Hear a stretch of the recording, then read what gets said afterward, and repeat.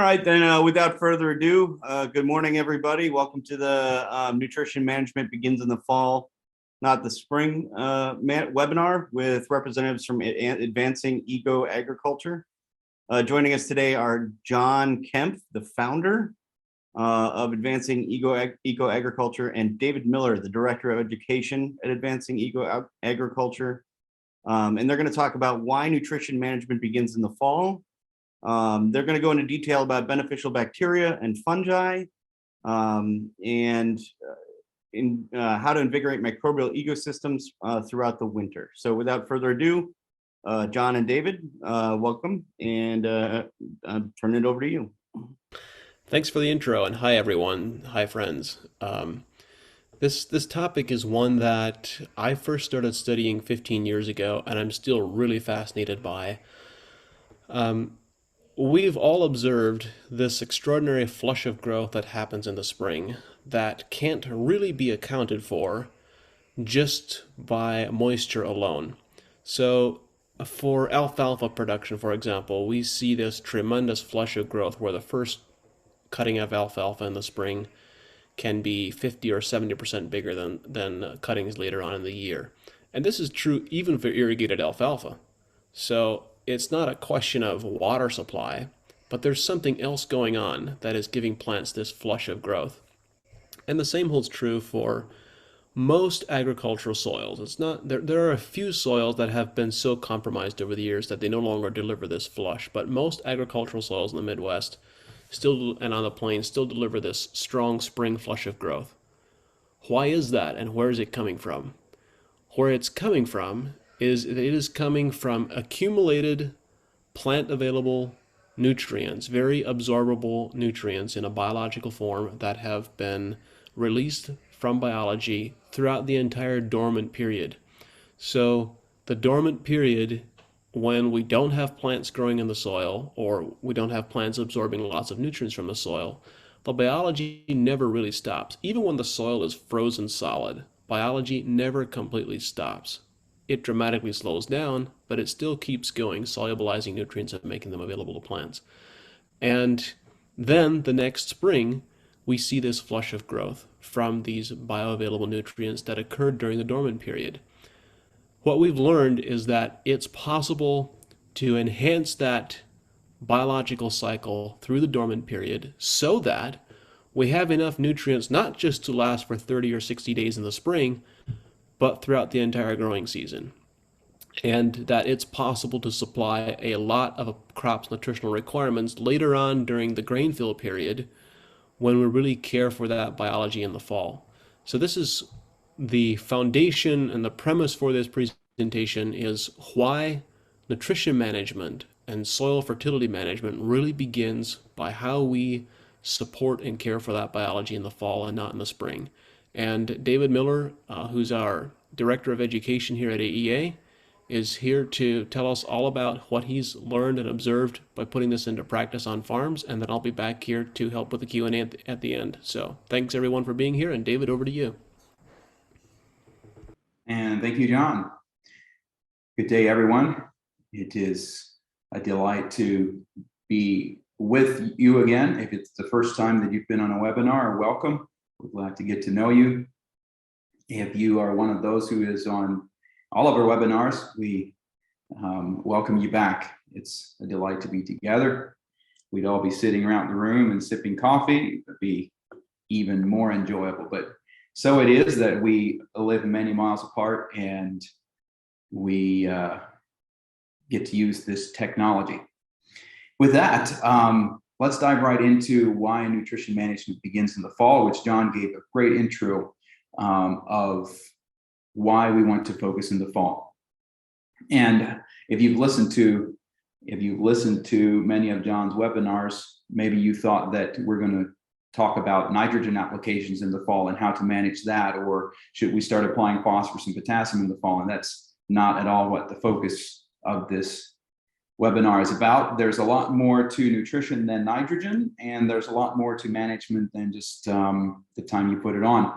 As you can see, I'm sure you're all familiar with this periodic chart of elements that really open our eyes to how many compounds, gases, minerals are needed to make up life here on planet Earth.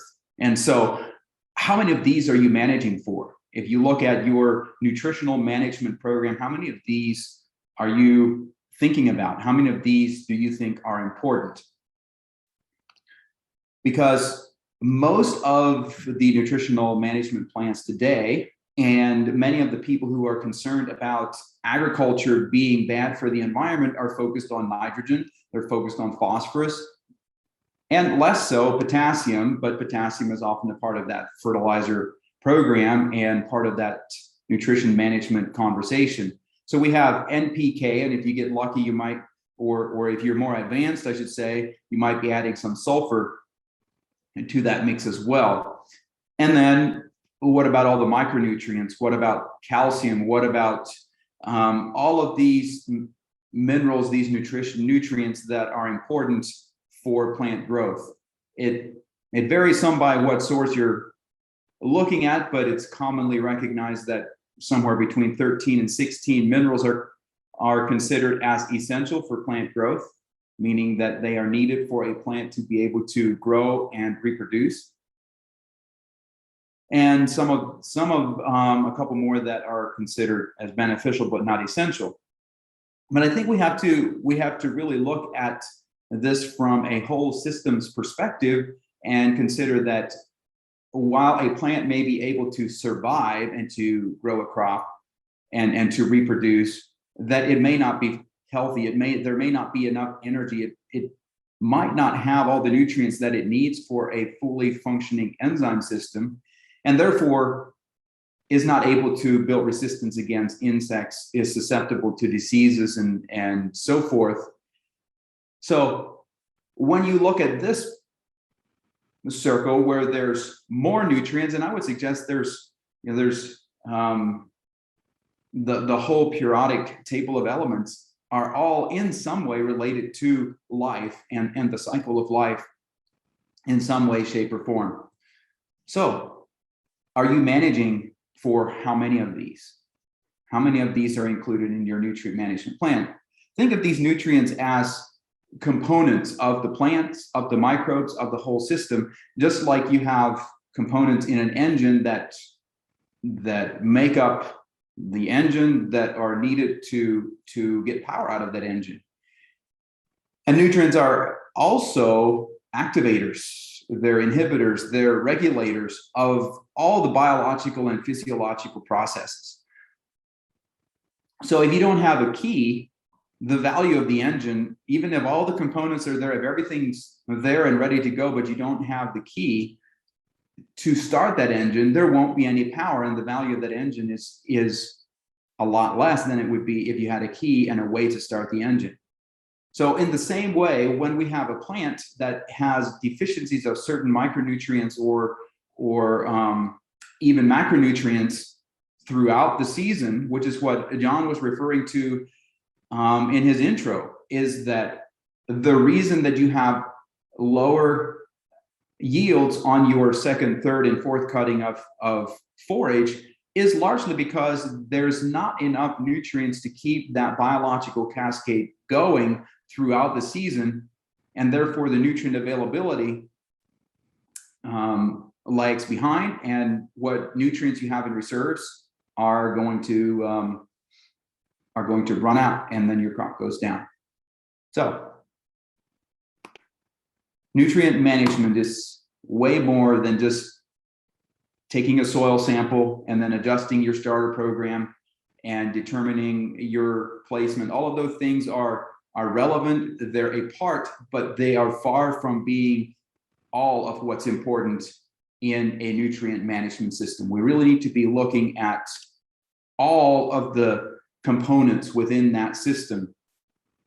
We need to be thinking about where are the nutrients, what's affecting the nutrient availability, and how do we manage each of those components. So that would include the soil, which is where all the minerals are, and the soil microbes, the bacteria, the fungi, the earthworms. All of those things also have at least a small amount of nutrients, and a lot less than the total bulk of the mineral. And then you think about the plants, how much nutrients or what's the volume of minerals that's a part of the plant system, your roots, your plant, your crop that you're growing. And the other part of the system is the grower. And unfortunately, nutritional management for the farmer himself is largely ignored or forgotten about way too much of the time. And I think we're not going to belabor that, but I really do think that there is an aspect of that we need to take in consideration, that the reason we're growing food, the reason we plant seeds and harvest the crop is for the nutritional value that we desire from that crop for animal feed or for human food. And so we do need to think about the nutrition that is a part of our diet. And I believe that the more we understand how nutrients are important for our health and well-being, and we support that, the better we're going to be able to function and to enjoy life. So let's take a look at each of the areas that has nutrients that we can manage. So we're going to start by looking at the soil. And when we think about the soil as a part of the system, the soil is made up of sand, of silt, of clay. You have the soil life, bacteria, fungi, worms. You have the organic matter that supports all of that. You have the minerals. Think about the volume of minerals and the balance of those minerals within the soil. So the reason I bring this up and what I want to look at is some different examples of different soil types, because the point I want to make here is you need to be able to evaluate what your soil is, what your system is lacking, so that you can properly address that with the best cultural practices. So this soil that we're looking at right here is nice loamy soil, has a nice topsoil of about 11 inches, good structure. We see diversity of plant types. And then below that, we have a pretty solid clay layer. Now, if you compare that soil with the soil in Arizona, where really it's kind of hard to see if there's any topsoil there at all. If you look down where the line just popped on, you can see there's a bit of a color change. And then further down, there's another color change, but that's probably 36 inches down. And the soil's really quite tight and it's fairly gravelly, sandy. So comparing this soil with the previous soil and expecting it to respond as quickly or the exact same recipe for this soil, you might need some different cover crops. You might need some additional species or a different mix for this specific soil. And then if you go to Florida and you have sand that just, well, darker sand and lighter sand.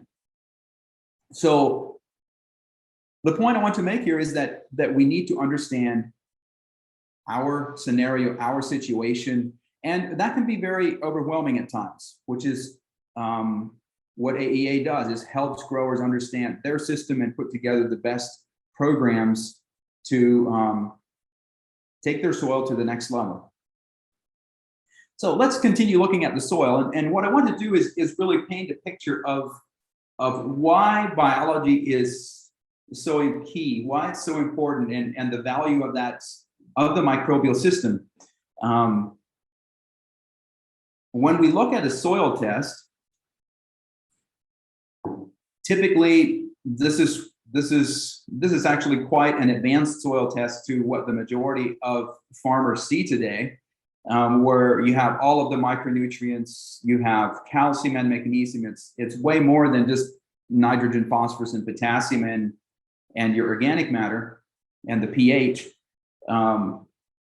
So we're already measuring quite a lot of nutrients here, but we're not seeing the whole picture.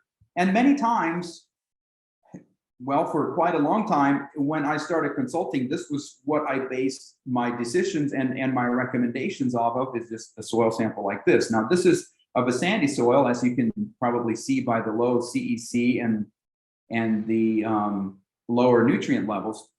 But the point I want to make is that this one soil sample is not giving us the whole picture of what's really happening out there in the soil. And it doesn't guide us correctly. It's not a sufficient source of information to help us manage our overall nutrition program. So looking here, you see that we have 81 parts per million of potassium, 49 of magnesium, and 939 of calcium. We have 4 pounds per acre of nitrate nitrogen, which is really nothing at all. And then our magnesium or our manganese is very low at 3 parts per million. Now, that looks like, okay, if you look at the calcium, you might say, well, we have probably enough calcium. Our soil pH is 7.5, so we shouldn't add any more calcium. We do need more magnesium, we do need more potassium, and you build your program in that way. Now, if we look at what's in the soil solution, what's available when we mix it with just deionized water, we see that we have only 19 parts per million of calcium. Now, we do expect it to be way less than the other soil sample, but we'd like to see it at least 50 parts per million. And if we look at the manganese, we have non-detect levels of manganese. So that means we should really pour on the manganese, because on the regular soil sample, we're low. And on this soil sample, the saturated paste analysis, we don't even detect manganese. So now, let me flip the coin and let you see the other side of this soil. So we look at the calcium and we see that we have 1,873 parts per million of calcium, which is pretty well double of what we had on the original soil sample. So our calcium that was kind of borderline okay, suddenly we have plenty of calcium. But the available calcium is still not where we want it. And if we look at the manganese, we have 23 parts per million of manganese, which is probably sufficient to grow a crop if it were available. But as we can see by the regular soil sample, not very much of it is available. By the saturated paste analysis, none of it is available. And now let's look at another example, just a random soil sample that I picked. Let me draw your attention to the phosphorus here. On the left column, you have the P1 extraction, which is the weak Bray extraction, or the extraction that's going to show you what's more available. And then your P2 is the less available.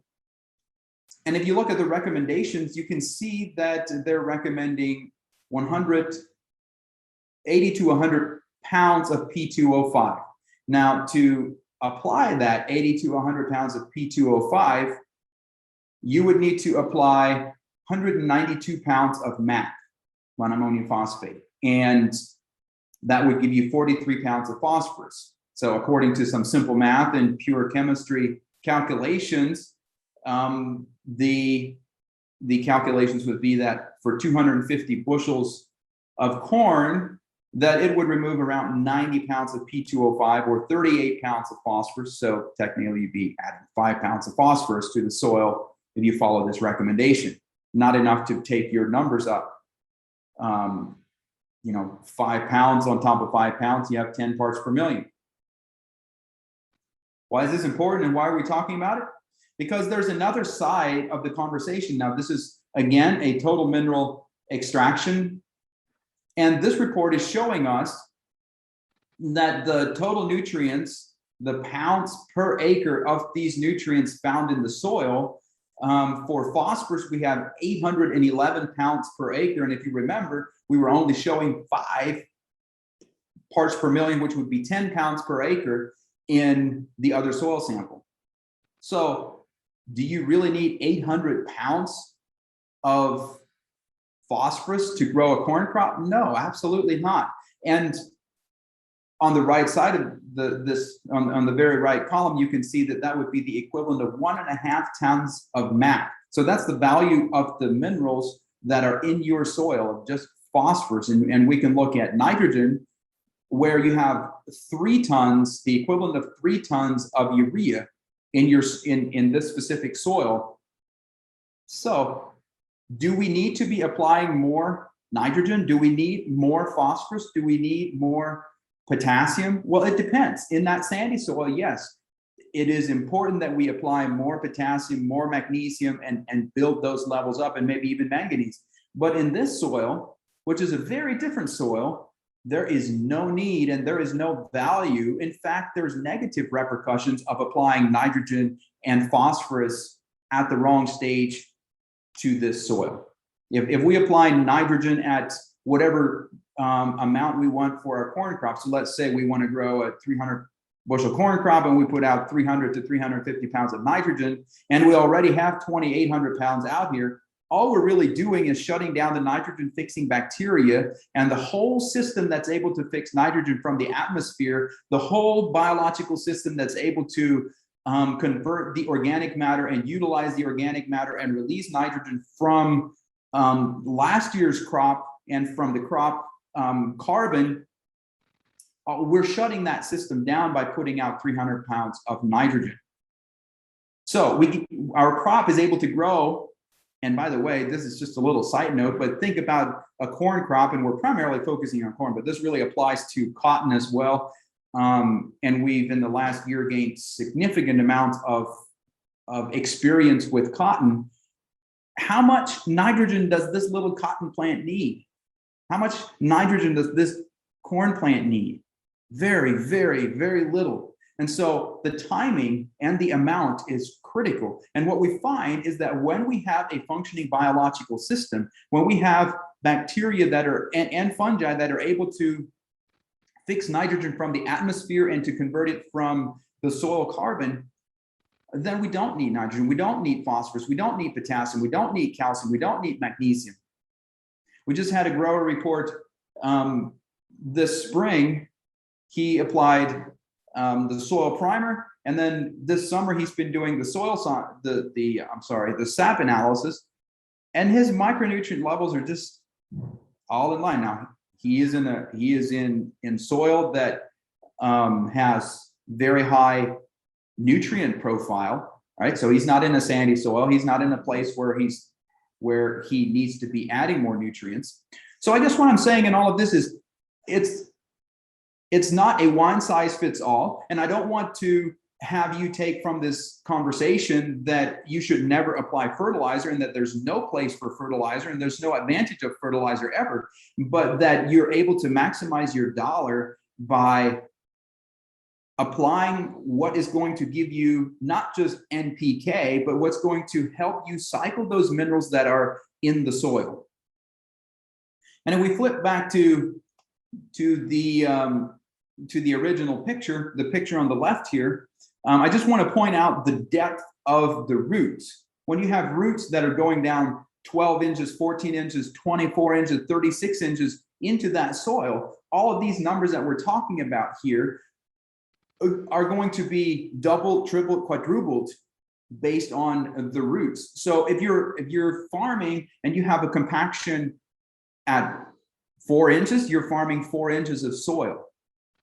It's same as if you were farming on 4 inches of soil on top of a bedrock, because you're not going to be getting roots going down there and utilizing the nutrients that are within and below that compaction layer. And also your water infiltration rates are going to be very poor. You're going to have a lot of runoff. You're going to have soil erosion, which happens so often, and people just think it's part of farming, but it's really not. When that soil goes, it's gone. It's gone. And pretty soon you're farming that subsoil, and you don't have the carbon, you don't have the biology that is able to cycle those nutrients and make them available to the plants throughout the season. So let's look at the plants. When we consider plants as a part of the nutrition management program, and you might say, well, plants, how does that start in the fall? Well, if you look at the plants here, you can see corn that's almost ready to be harvested. So those are plants. And depending how those plants were managed this summer is going to determine the amount of nutrients that are that are within that crop residue. So if you were doing plant sap analysis, and if you weren't, I would highly encourage you to do that, because as you can see on this specific sample, if I may draw your attention to potassium, you can see that the top bar is much higher than the bottom bar, and the top bar is later in the season. So we saw that our potassium was starting to run out just a little bit in that middle sample. And so we applied a little bit of potassium and we increased that. So now we have significant amounts of potassium. These plants are not going to run out of potassium to fill this corn. And when you think about the volume of potassium that's in this crop versus another farm, and I just pulled this from another corn grower, which of these do you think is going to contribute the most potassium back into the soil when you put out that crop residue? Obviously, the one on the bottom. You have twice, almost 3 times the amount of potassium in the oat leaves as you do in the top sample. So that's significant when you think about having 3 times the amount of potassium in your crop residue. And that's simply because there was more of it available during this time. The plant wasn't dying down in the example at the bottom. The example at the top, it was probably dying down. The leaves were yellowing from the bottom up and from the top down. And the middle ear, the leaf ear was, or the ear leaf was staying green. And now you know that your biological system is not keeping up with the potassium needs, or your fertility program, maybe you put out the potassium early on, but if you're not watching the plant at the end, it can use all of that in the grain, be running short, and not have enough potassium to maximize your yield, and then also have a lower level of not just potassium, but all of the nutrients will work this way. When you have a functioning biological system, then you will have more nutrients cycling. And cycling is very important here, because if you look at crop residue, and this is just an example I pulled from one of the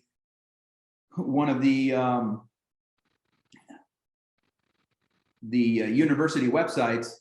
If you have 155 bushel per acre corn, this is some rough estimates of what your crop residue is going to be containing. Now, if this amount of crop residue, and if you look at the potassium and the phosphorus, those are pretty significant amounts, and nitrogen as well. But if that crop residue is lying on top of the soil this winter, next summer, next winter, and I've seen crop residue where there was a corn bean oscillation that was there when they were planting corn. After planting beans, there was still a good amount of crop residue on top of the soil. Why is that? And if that's happening on your operation, that's an indication that you are not, your biology is not decomposing that crop residue. And if you are growing 300 bushel corn, then crop residue management is a real thing. Because if you're no-tilling into that, and you have a lot of residue that is not decomposed, or at least partially decomposed, it can be a nightmare that starts stacking up, especially if you're doing corn on corn. And I've seen that quite a bit. So think about the plant and the nutrients that are in the crop residue. But then also let's think about, actually, let's just look at this. This is an example of what biology does. This was an inoculation of Rejuvenate, Sea Shield, and Spectrum on crop residue. And this picture was taken 2 months after the application, if I'm not mistaken. And you can see the difference. And this was just a random example. The consultant in that area took buckets full, and it was so consistent that he would take those buckets and he'd slice it up in front of in front of new leads and people who were having problems with this, because every one of them, wherever the biology was applied, it was way more decomposed. And so when you think about planting into the corn stalks on the left versus the corn stalks on the right, the ones on the right are going to be way more brittle. They're going to plant through much easier. You're going to get your next crop established much more efficiently, effectively.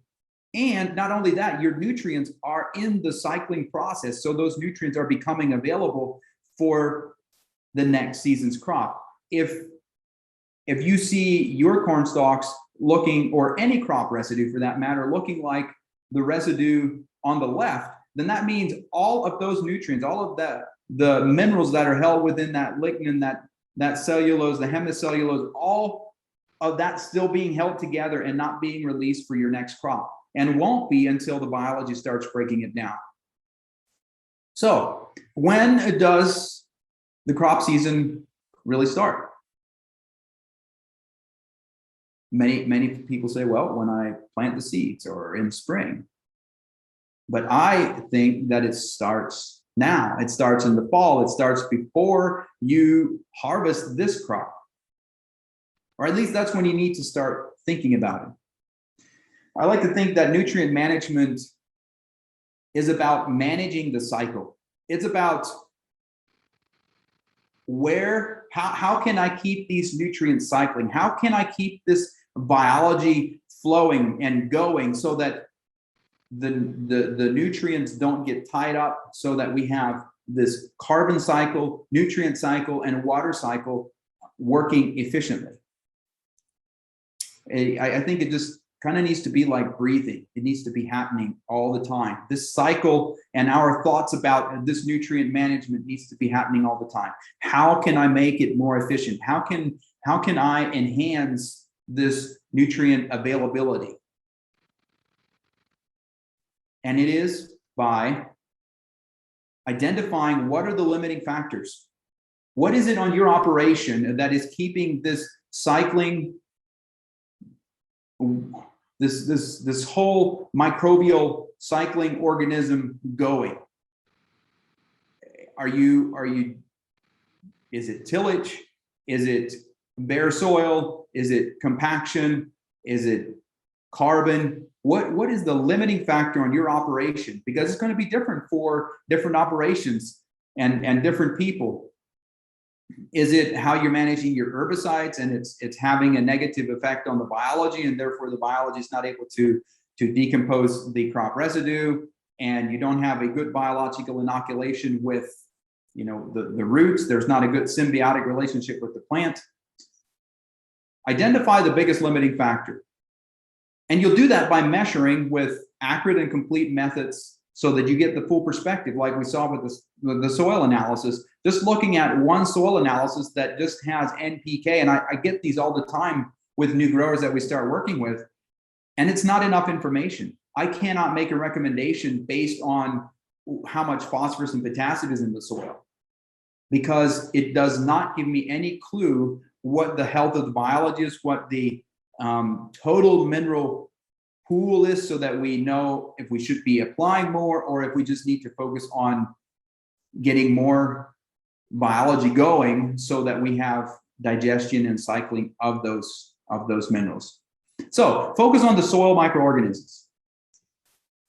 The less they are working, the less they are functioning and in symbiotic motion with everything else, the more difficult it will be for you to manage the nutrition for your crops well.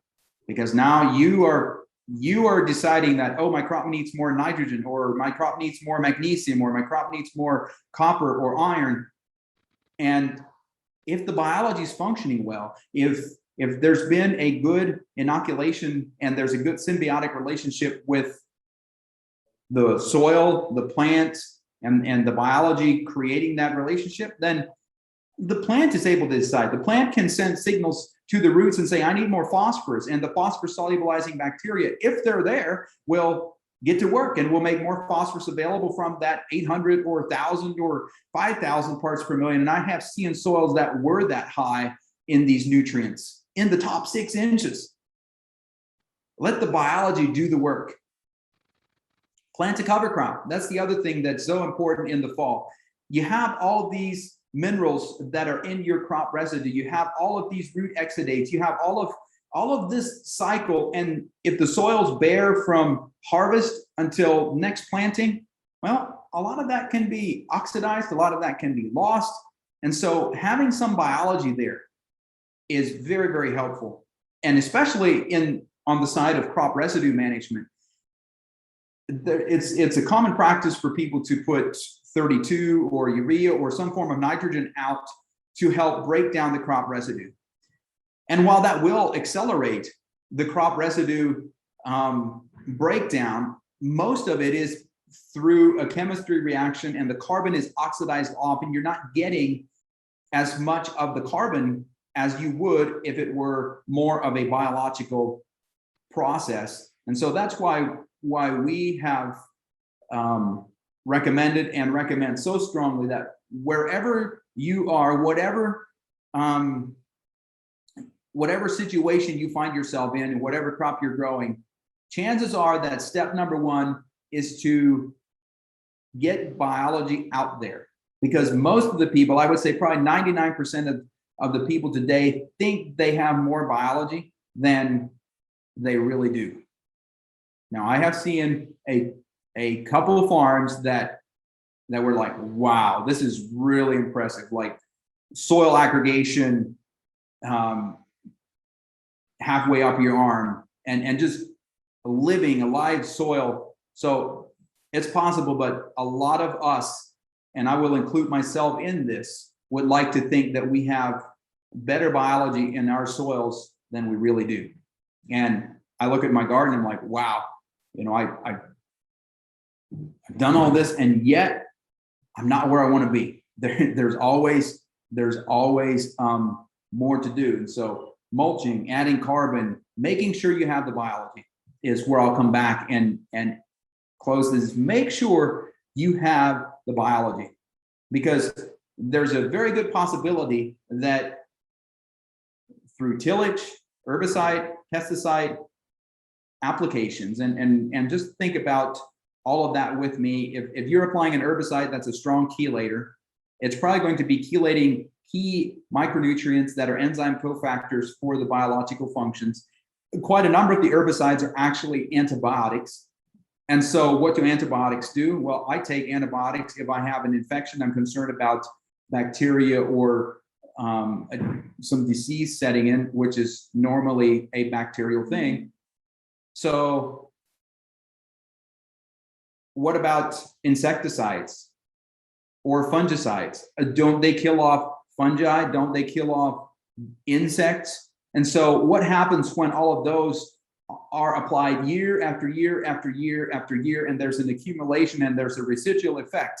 I'm just inviting you to think about your operation and how that may have affected the biology that you have on your farm. And I trust you have biology there, but if you don't have phosphorus solubilizing bacteria, if you don't have nitrogen fixing bacteria, if you don't have Pseudomonas fluorescens species, there's so many of them. If they're not there and your plant needs them for a specific function, then that call is just going to go unheeded. So how are you going to get biology? And we get this question a lot. Well, can I put on compost tea? Can I do it with manure? Can I build my own biology? And the answer is absolutely. If you have the bandwidth, if you have the infrastructure, if you are able to consistently have the same bacteria, fungi, all of that together in a form that's stable and works on your farm, I am sure you're going to be able to take your farm from where it is to way better building your own biology.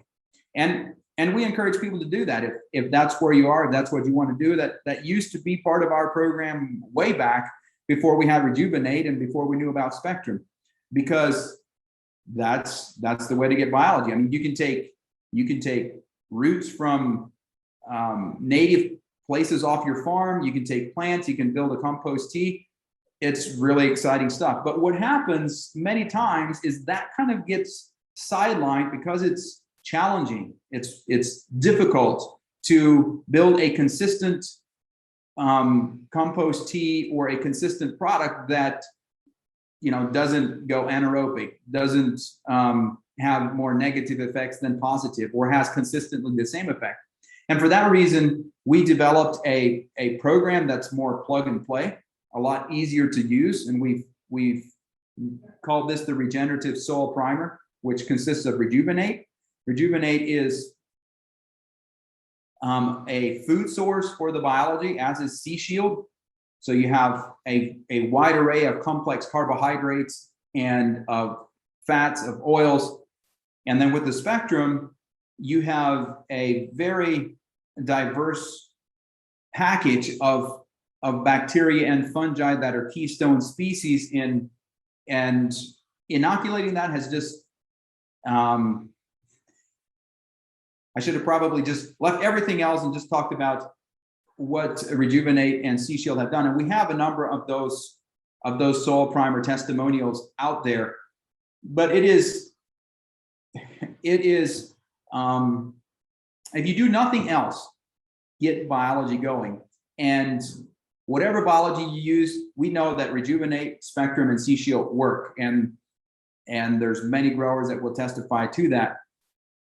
So we are running a promotion. If you are interested in getting started with this, you can get some free SAP analysis. And if you just want to talk about what's best on your operation and where to start, give us a call, give the customer service team a call, and we will get you connected with a consultant and get you set up to get that biology rolling, to figure out what your biggest limiting factor is on your operation, to make sure that you get the best return on your investment, that you can start increasing your profitability as quickly as possible. So we are to the Q&A, and John is here. Wonderful. Hey everyone, that was awesome, David. Thanks all of you for sticking around. If you have any questions for David or any questions for me, feel free to type them into the Q&A box and we'll be happy to entertain any questions. Several have come through already, several really good ones. There's a question for you here, David. Is decomposition required for potassium availability to increase for subsequent crops?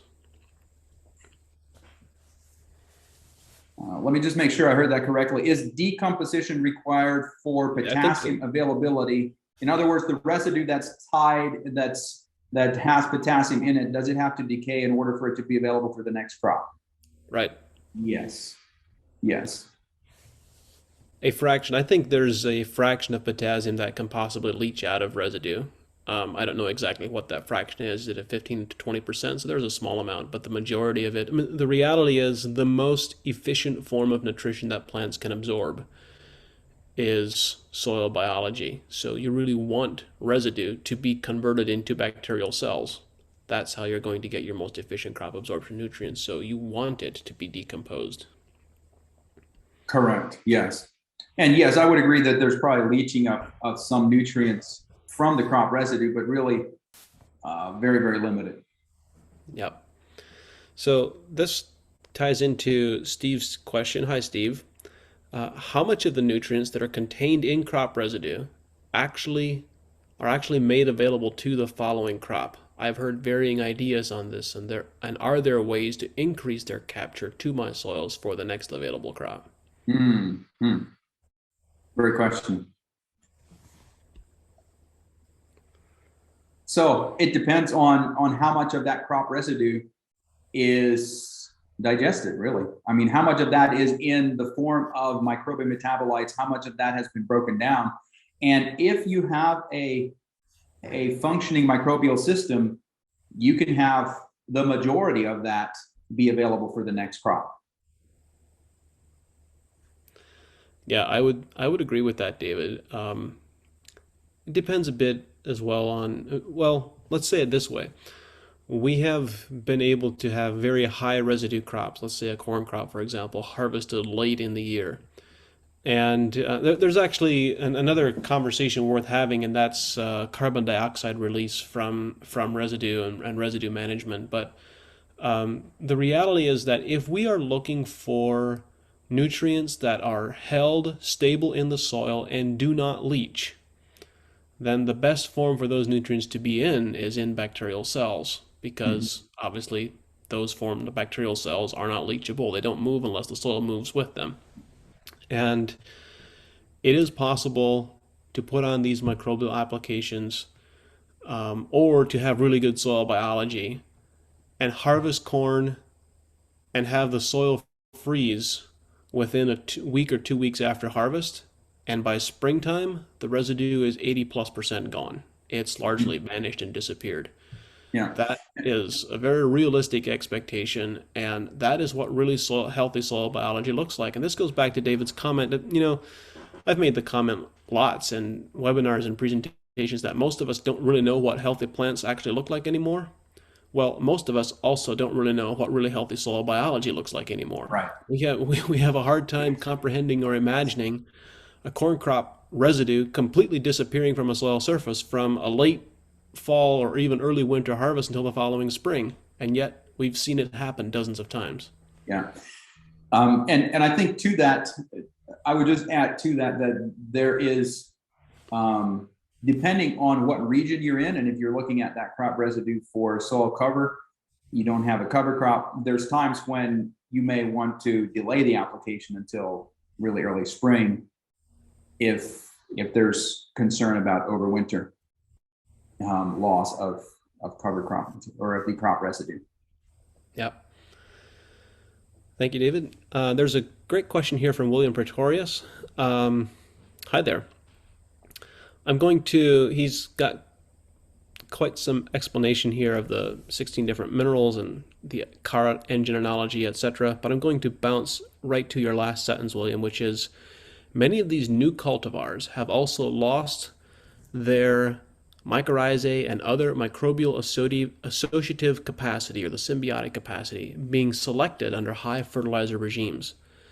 Their ability to use total nutrient digestate extracted quantities therefore becomes limiting. What are your comments? You taking that? Well, I can offer my comments, but I'd be interested in hearing your perspective also, David. I think that the short answer is yes. Hybrids or varieties that are selected to do well in glorified hydroponic agronomy systems, which is what a lot of our agronomy is today, is just hydroponics. We use the soil only to hold up the plant, and we want to spoon feed all the nitrogen and phosphorus and potassium and everything else. Plants selected under that system, quote unquote modern genetics, can be challenged to utilize biologically derived nutrients. However, and when I say challenged, what I mean by that is that older varieties, more robust varieties with larger root systems, can sometimes be better at picking up those biological nutrients than the newer varieties are. However, that doesn't mean that the newer varieties aren't capable of also getting nutrition there.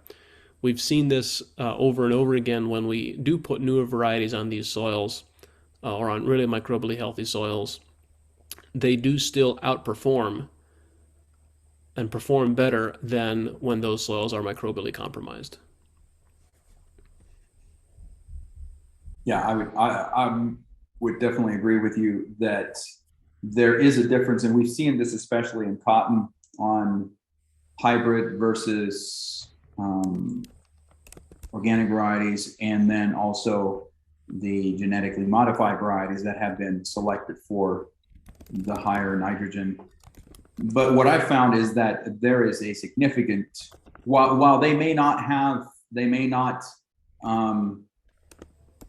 be bringing that biology with the seed.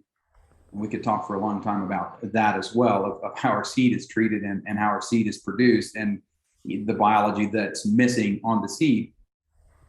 But inoculating those seeds that don't have that capacity or have less of a capacity still brings a lot of beneficial results. And we saw that in cotton this past season. And I would also add that in very early stages, if you have plants that are have an excess amount of nitrogen, it'll be very difficult for them to start taking up calcium. But even those varieties that have been selected for the high nitrate programs, if you start them with very available calcium and get them growing on calcium, it's a lot easier to keep calcium uptake going throughout the season. Thank you, David. Question from Rich Haynes. Is there a good way when comparing treated versus non-treated areas and looking at the percentage values that come back on nutrient tissue tests or stock tests? What is a good way to correlate that percentage to amount of available nutrients in pounds? Rich, the way that I would answer that question is the factor that you're missing in your equation is the quantity of biomass. So think about what Rick Clark is doing, what other folks are doing is measure, I'm assuming you're talking about biomass that's still remaining on the soil surface.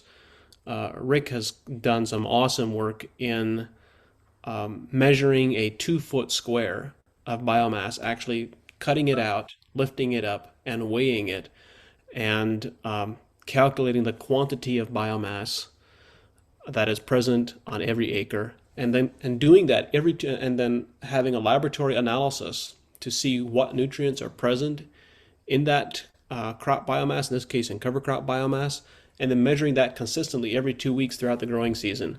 And he's of course putting on or killing very high biomass cover crops in early spring at planting, and he's able to document exactly how nutrients are released from that cover crop biomass residue over the course of the entire growing season. And this can be really valuable information. So the other factor you need to look at, in addition to your lab analysis, is also look at what's the actual quantity that's out there. And when you combine those two data points, you can then calculate what the actual quantity of nutrients per acre is. And then there's a question here from Mr. Anonymous. Your anonymity will not always remain. You had mentioned aggregate stability. Are there any other field indicators that farmers can look at to have a good sense of their soil biology? David?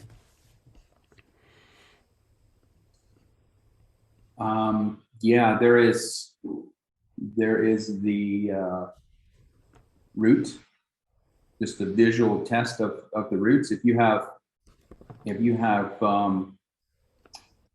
plant roots that are covered with soil aggregates and have dreadlocks, that's always a good indicator. Just smelling your soil is, you have a good earthy, the stronger that earthy aromatic sense of smell that comes from the soil is a really good indicator. And then penetrometer. Do you have compaction? The better your soil aggregates are, the less soil compaction you will have. Water infiltration are all indicators of how well your biology is functioning and how well that cycle is being maintained. Yeah, and I would, the really important piece that ties into crop health and crop production and the yields, particularly into yields for during the cropping season, is a soil's capacity to breathe, a soil's capacity to exchange gas, and particularly for gas exchange deep. Gas exchange 4 inches deep doesn't amount to a whole lot in terms of carbon dioxide supply, but gas exchange 10 inches, 12 inches, 16 inches deep can contribute a great deal to the carbon dioxide supply for the crop. And this is one of the big functions of soil biology that doesn't get talked about enough. Mm-hmm. It's a really big deal. We've got one last question here from Lloyd. Residue with a high carbon to nitrogen ratio, what is normal? And will fall foliar speed up decomposition? Lloyd, I'm assuming you're asking about the fall application that David was just talking about. David, you want to respond to that? Yeah, certainly. So if we have high carbon to nitrogen ratio, like corn stalks, for example, and applying biology, a food source for the biology will absolutely speed it up. And then, I mean, if for whatever reason, there would be an extremely high carbon to nitrogen. I'm thinking like, say, wheat straw, where you have very little nitrogen, adding a small amount of, say, ammonium sulfate to the soil primer could help balance out that carbon to nitrogen. But in short, the answer is yes. Applying the fall primer or the regenerative soil primer is definitely going to speed up the composition.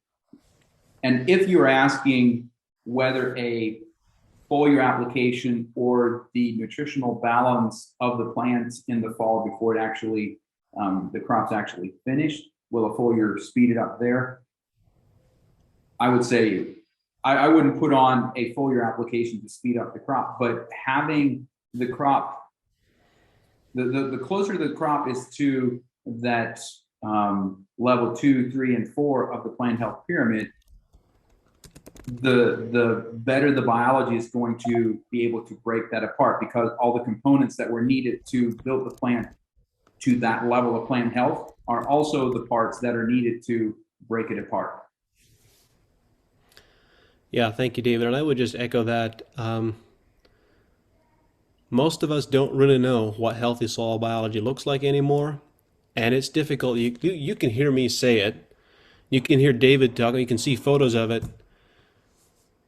But it's hard for us to comprehend that we can have crop residue that can 80+% disappear from late fall to early spring.